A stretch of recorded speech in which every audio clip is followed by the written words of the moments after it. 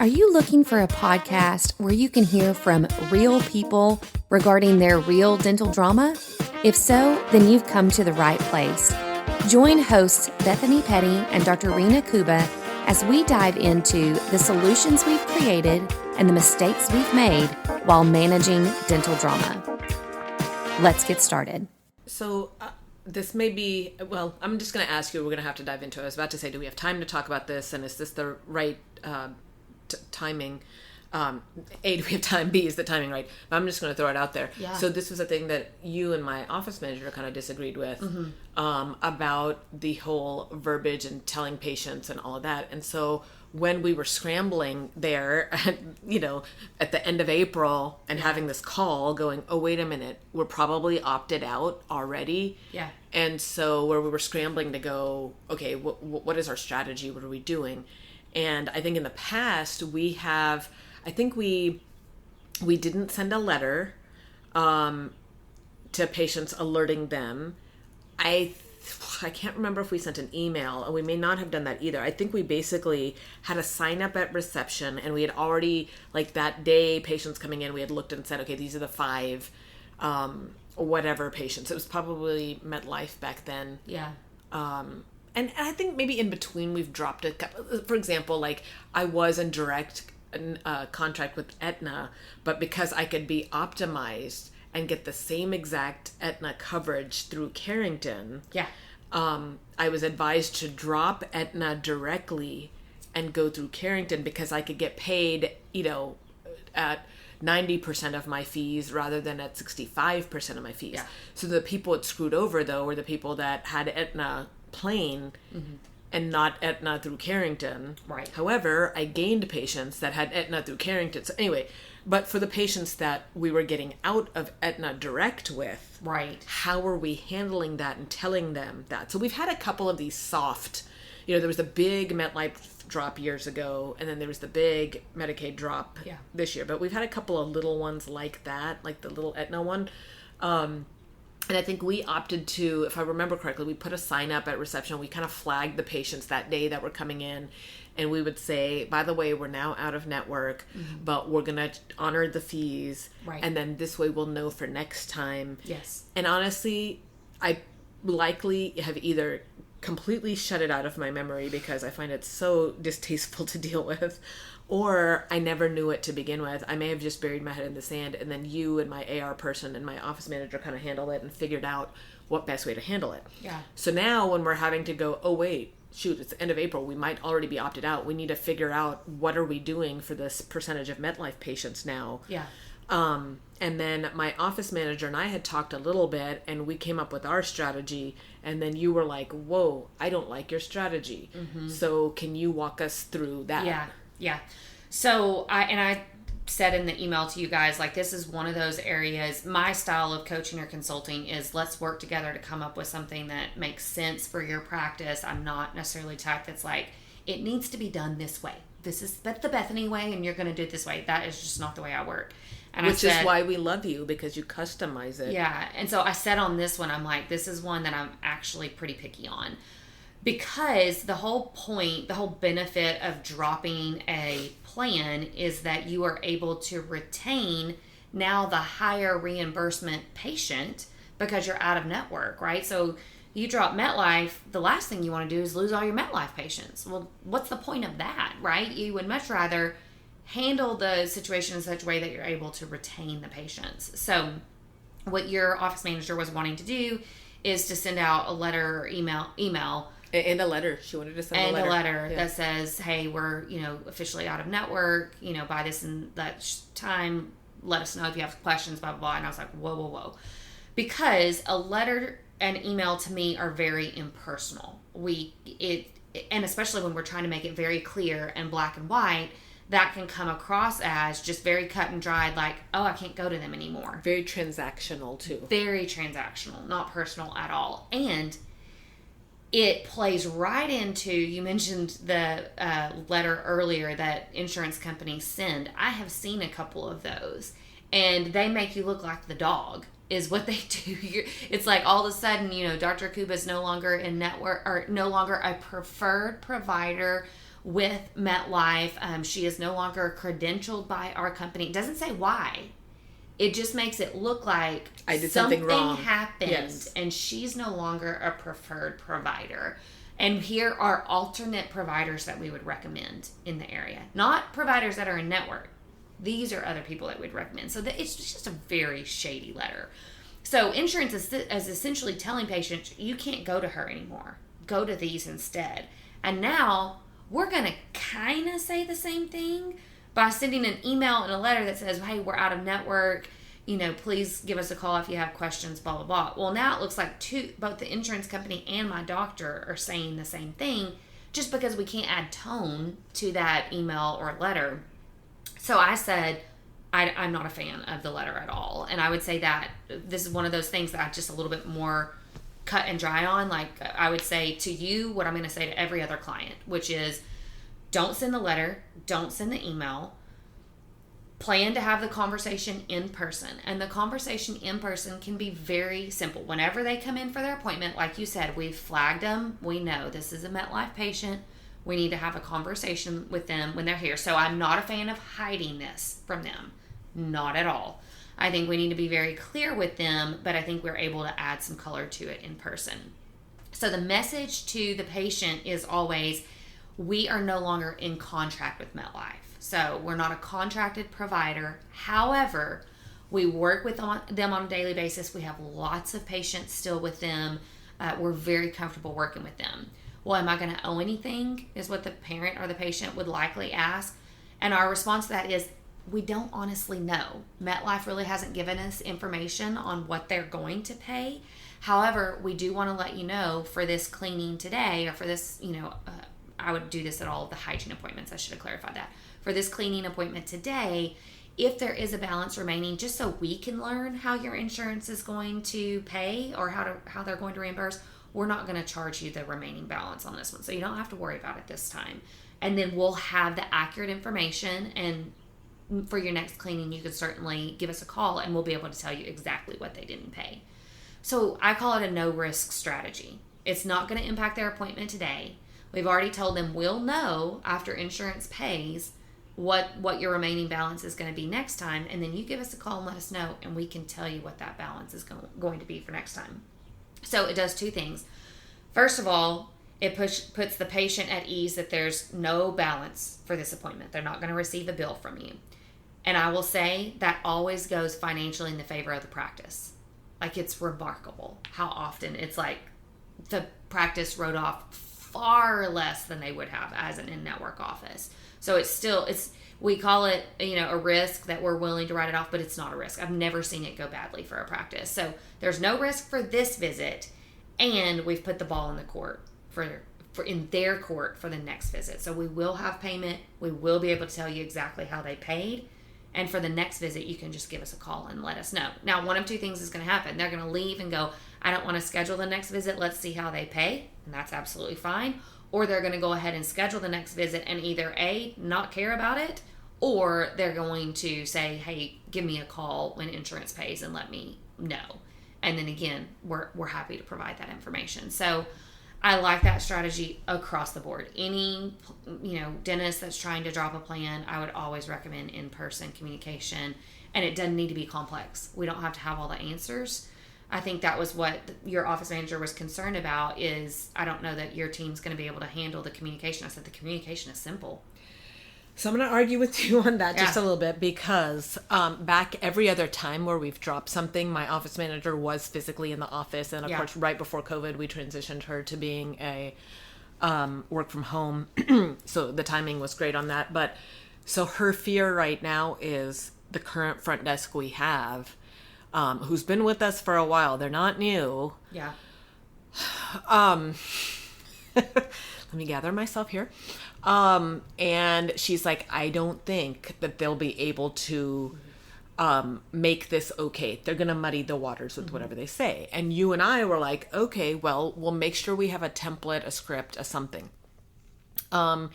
So I, even 2 days ago, I asked my AR person and said, hey, how's this going? Like, it's been 2 weeks now, 3 weeks now. What day is it today? So it's been a couple weeks. anything yet. Like, it may be too soon to know Yeah. if patients are complaining or what's going on, but have you stumbled on anything yet? And she said, her reply was, well, I think we need to review the verbiage again. Mm-hmm. So I was like, okay, so if this was supposed to be simple, like what you just said doesn't seem that complicated. Right. But apparently it is. So today they were supposed to role play again. Yeah. By the way, they've already done 2 hours of role playing on 2 separate days. Yeah. Within the last 2 weeks. Plus a spot check from your manager when she was in the office. Mm-hmm. She kind of she would jump in and act like a parent in that moment and see how they responded. Right. So not only the role play, but then also she kind of tested them in a way on their responses. So why AR person said that, I don't know. Again, I buried my head. I was like, I don't even want to know. But so that's one thing. The other thing my manager was concerned about was, do we look shady by us not telling the parent, even though we knew we were out of network, and now they're going, well, if I knew you were out of network, well, you're not going to get charged today. I know, but I don't want to keep going somewhere where they're not going to take my insurance. Or I think at one point we were talking about maybe not even mentioning it. I think she thought, maybe that's what it was. She thought you meant don't mention it until the next time they come back. Right. And that's not what you were saying. No. Mm-mm. So anyway, I guess there are certainly different. So in the end, I think we didn't end up sending the letter or the email. Correct me if I'm wrong. Correct. And then you and her worked together on the verbiage template, and then y'all trained the team. Yeah. And we still need more training, apparently. So. Well, and I think that's a key takeaway on this is, in my opinion, the whole team needs to be equipped and prepared, because even if the front desk, let's say we've got a smooth and seamless front desk person who handled it beautifully, chances are there's going to be the random parent that gets back to the clinical team and they're like, yeah, I can't believe what Sally told me about y'all not being an in-network doctor anymore. And then all of a sudden our clinical person, who's really not even been clued in onto these changes, is like, what? Yeah, oh yeah. And they're trying to kind of cover in the moment. So it is one of those things when we're making a major change like this, the whole team, even if they're not a business person, needs to be prepared. First of all, they need to understand the why behind it. Historically, team members have this, like, they feel bad for the patient that we're now out of network. I can't tell you how many times I've sat with a team and we've done training on, this doctor's dropping network, and they're looking at the doctor like he or she is the bad guy. This is the team. And I'm like, are you freaking kidding me? So I think making sure that the team understands why this is happening.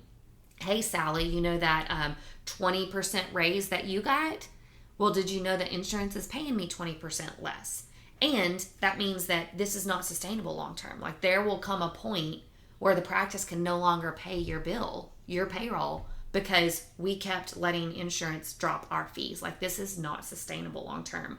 So I think the team has got to understand the big picture of the practice, and they've really got to be on board mentally with it. And so that's critical. So I think that is more challenging than ever now, because I think that takes a very sharp team, and we have done so many trainings, and I feel like it's still asking for a unicorn. And I mean, even yesterday, no joke, we literally had this special needs patient come in. Mom and grandma drove from over an hour away, and I got a, like we have in our office messaging, right? So I look, and my front desk person, exactly what you just said, she said, hey, the office they're coming from, they have been trying to get the x-rays from, and they haven't sent them. And, grandma's asking, are we going to charge today? Yeah, we're going to charge it. Are you, like, that's going to be a beating trying to get these x-rays on the special needs kid, and we need them to figure out what we can do treatment-wise.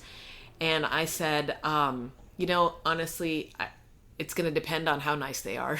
Yeah. Like, if they're rude, I have no patience for today. They're getting charged full fee. Yeah. If they're nice, let me just think about it. And, that was just my moment of, what do I say to you? And, one of my managers was in the office with me, and I was kind of like, I think I literally kind of tugged at my hair, kind of rubbed my temple, and she was like, what? And I was like, well, she wants to write off these x-rays because this grandma is, she was so nice and she's just frustrated. Even my manager was like, well, how does she think she's going to get paid? Yeah. Like, how does my front desk think she's going to get paid? And she literally, and I didn't, and maybe I should have, but she said, you should message back, okay, are you paying for it? Yeah. Like, do you want that? Because I guess the front desk person was like, oh, it's only $23. And so, but that $23 adds up. When that's our default position, oh, I just feel so bad for this, parent or this grandparent or whoever it is. Oh, let's just write that off. And that has been the historical default position of almost anybody in the team. Because I think there's this age-old mindset that this doctor is getting so rich off my back, and this poor patient, look, they need the support. So there's always been this preference towards the patient, which again, I get it. We're in a healthcare field. We care about these people, and I love that. But at the same time, it has gotten to a point, maybe 10 years ago, we could have done that, and we could have had that mindset and still done well. We are not in that spot anymore. We are having to be very careful with every single dollar that comes in and every single dollar that goes out. It is a different ball game now. And so that mindset cannot remain, because if it does, it comes down to, let's just write that off. And then, yeah, we do that for one person. But what if that's one a day that we're doing that for? That's a substantial loss to a practice that now has a disposable income of 10% instead of the 25% that they used to have 2 years ago. Well, I would say even down to 3% by the time we pay for all the losses and for the ridiculous skyrocketing salaries, nitrous, like you mentioned, like everything's costing more. Like it's and I am guilty of the write-off. I am guilty of that so many times just because I feel bad. Yeah. Especially in pedo, we just feel bad because there's so many things that we're like, well, it's not this kid's fault. Yeah. And I think the only time, and feel free to argue with me on this, the only time I would say the write-off might be appropriate is if it's this is kind of questionable as far as, did we tell the patient this? Did we not? Right. Could they come back and leave a bad review? Is that worth it? Yeah. Like, there has to be something that's compelling you other than, I just feel bad. Right. And I would say, too, that's where, not only do we need to kind of equip our AR person to have the appropriate eyes, we've got to get our team rallied around this new subject matter of the big bad evil insurance company, because they always have been, but they're especially evil now.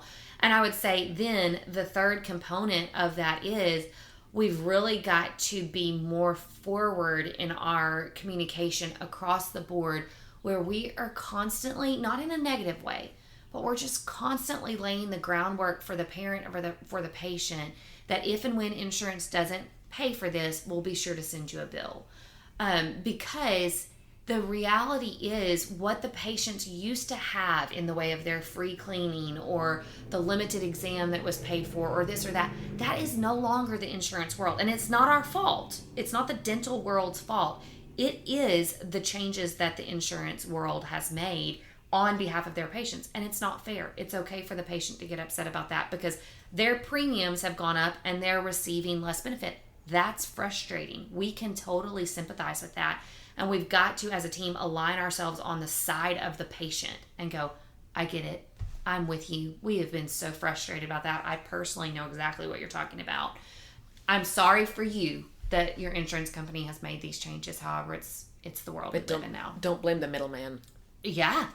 And that's been the default position historically, is let me blame the dentist, because how did you not know? I was in an office the other day where a patient said that. How did you not know what my insurance would pay? And I was trying not to laugh out loud in that moment, because the patient has no concept of, it's not just Delta, Cigna, MetLife, and Aetna. No, there's hundreds of plans under each of those. They're all different. They're all unique. They all run by their own rules. There's no way for our team members to be knowledgeable on your insurance plan. That was even before pandemic. Now you throw in the insurance pandemic changes, and they occur. Insurance makes random changes on a weekly basis. Something was covered last week and now it's not. It is literally a moving target that the team cannot grab a hold of. So we've really got to change the verbiage on the team to make sure that we are aligning ourselves with the patient, but it doesn't mean we're writing it off. It means we are aligning ourselves with patients saying, I'm so sorry. I know this is frustrating that insurance has left you with this bill. And it has to happen at the front end. Yeah. It really has to be this whole, I have no idea. Yep. And it is just that we're taking a best guess. Yeah. So. Yeah. Yeah. And let's hope for the best. I mean, that's really what we've got to kind of, I mean, I do that. Listeners can't see, but I cross my fingers all the time when I'm doing role play about insurance. I'm like, we can literally like hold up fingers and be like, we are crossing our fingers that insurance will help you out with this. But if and when they don't, we'll be sure to send you a bill on that. I mean, the patient's got to get that mindset down. Well, and I think for us too, it's that, well, what do you value? Because I need you to assume that 0% of this is covered. Yeah. So if 0 is covered, what are you doing? Yeah. Yesterday alone, we must have had 3 patients coming in holding their faces. Yeah. And one we had seen a year ago, and they never got the work done. And they're back in the same boat. And I'm like, well, that stinks, because a year ago your insurance would have paid better, actually. But now it's changed. We had another one that doesn't have insurance.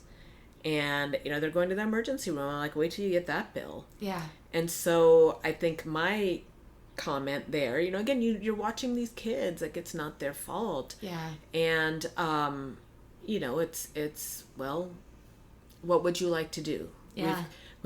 I don't physically have a papoose in my office, but you will be the restrainer. I will have an assistant holding the head, and she will be screaming bloody murder. Yeah. I know that's not what you want to do, but you need to let me know if that's what we are doing. Yeah. I'm putting the ball back in your court. Yeah. And it's miserable and bleeding heart. But it is what it is. Yeah. And so, your nails are done. I'm not trying to judge, but it's like people are going on vacations. Yeah. People are paying these crazy airline fees. People are paying for all this other stuff. So if it's important to you, you will get it taken care of. Exactly. And so, therefore, you should expect, the part that you should expect to pay is this $800. Yeah. Yes, it says insurance may cover it, but what if they don't? You are liable for this $800. That's right. And we talk about that, to your point, on the front end. We've got to lead with that, and we've done the best we can to get the preliminary information, but I'll be honest, even this insurance information that's been provided by your company, it's likely to change. Like, unfortunately, insurance is just doing that a lot these days. And like for us, what they literally told us, you might be showing us in network this morning and not, and opted out by the afternoon. I'm like, yep, exactly. And the whole concept of, how do you not know about my insurance plan? It also, 2 years ago, with all of the insurance people in the world were like, oh, I hate confirming benefits because I have to get on the phone and I have to wait for 30 minutes, right, to get this insurance information. That 30 minutes has turned into 3 hours because you know what? Insurance companies are also understaffed right now. So what used to be 30 minutes of hold time now is 3 hours. So these patients walk in and they're like, oh, hey, I forgot to tell you I have new insurance. Here you go. Can you go ahead and check that? Oh, yeah. I can check that for you. I'll probably find out answers tomorrow, which means that you need to pay today, right? So then you got that whole side of it where it used to be this world where we could quickly get information and we could go about our day. That's no longer possible. Now, I don't know. Is this insurance card legitimate? Do you actually have insurance? It's going to take me 3 hours to find out, and your appointment will be done by then. So am I the office assuming the risk and going, we'll just see you and trust your word that this is good? Or am I saying, you know what, you need to go ahead and pay for today, and if and when this insurance company pays us, we'll be sure to reimburse you for that. So that's a whole new layer to all of this. Yeah. Okay. Yeah. It's a fun world. Makes me think of that song, It's a Mad World. Do you remember that song? The creepy kind of, it's a mad world. It's a mad insurance world. Where was that DSO number again? Oh, gosh. Oh, my goodness. I would like to say it's going to get better, but hopefully we've provided some good tips, and this will get better in other ways. So, after Dr. Kuba and I finished this conversation, I thought of several more tips that I wanted to make sure and share with you all regarding this insurance mad world. So a couple of additional tips, not necessarily related to dropping insurance, but specifically related to being very upfront with our patients regarding their insurance coverage. Because we are seeing so many different insurance changes, things like deductibles now applying to cleanings, things like they used to cover panos at certain intervals and now that interval is less, or now that pano age coverage is at a lower age. Fluoride coverage has changed, and of course, lots of denials on treatment as well. So the patient is most certainly going to become aware of these changes as they have procedures done in your practice. So it's important that we actually get out ahead of the communication. Honestly, at this point, if you haven't done a lot of communicating with your patients regarding insurance changes, it's going to be hard to be out ahead of it at this point, but I still think it's worth the effort. So one of the things that I've suggested to a number of my clients is to actually draft a document that is either emailed out to all patients, it's presented to patients when they sign in for their appointments, or it becomes a part of your blog or social media posts if you have a really good following. But ultimately, it is almost a State of the Union address when it comes to insurance. So I've had some clients call it the State of Insurance Address. And it basically is a document that just very clearly articulates some of the changes that your office is seeing on a global perspective. And you can certainly list out specifically some of the changes that you're seeing. And in essence, this serves as a notice to the patient that you are on top of the situation, you are monitoring the situation, and yet there are so many changes that it's really hard to keep up with all of the changes in the insurance industry. And in that, it very kindly, towards the end, says that you are wanting to present this information to patients so that you can help equip your patient to advocate for benefits with their insurance company and to also prepare them for any balance that may be surprising. One of the things that I have found is when patients receive a bill that they were not expecting, most often they think that your dental office is to blame and that you somehow mishandled information. This is in large part a narrative that insurance has fed to patients, unfortunately. So when they receive an EOB, and if you have a diligent patient that calls their insurance company, the insurance company is quick to blame your practice for either doing something that was not clinically necessary, which is baffling to me that they can judge that from afar, or that you did not submit the appropriate information, even though we know you submitted the appropriate information. So they're very quick to throw your practice under the bus. This letter or this state of insurance address that you ultimately make with your patients is meant to put the information out in front of them before a claim gets denied or before their deductible applies to their cleaning. So then that in essence, it looks like you warned them and they were in some way mentally prepared for that. And if nothing else, if that patient calls back and is upset about their bill, you can kindly refer them back to this letter or this notice that you gave them. If you want to take it as far as, hey, let's get your insurance company on the phone together and we can both question them as to why they started allowing the deductible to apply to cleanings. Sometimes you just aligning yourself with the patient and saying, hey, let's go to battle against this insurance company together. I want to vouch for you on this. I want to come alongside you and support you. I think that's absolutely an excellent thing to do because the changes are, as we all know, not related to what dental offices are doing. They are 100% related to the changes that insurance is making.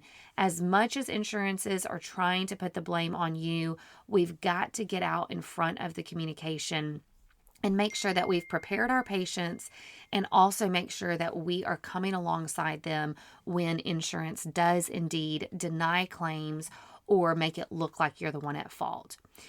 This leads to kind of point number 2 related to that. So yes, some kind of document, either via social media, email, or actually a letter that goes out to your patients. I think it would be beneficial.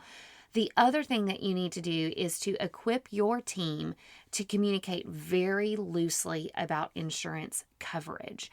So when we are presenting a treatment plan, it is incredibly important that your team change their dialogue and their verbiage to be very gray. So they may say something along the lines of, here is your total for all things that we're doing at your next appointment.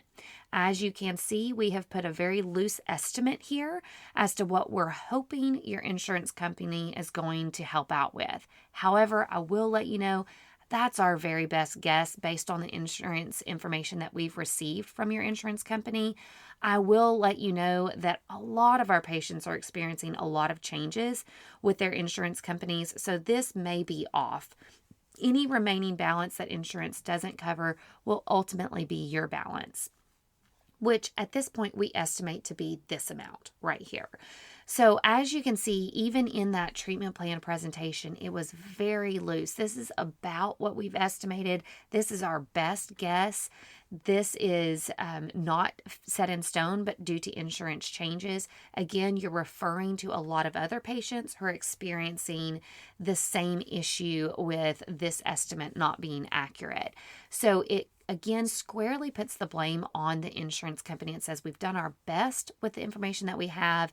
However, please know that insurance companies are changing all the time, and we just don't have certainty with what they're going to pay.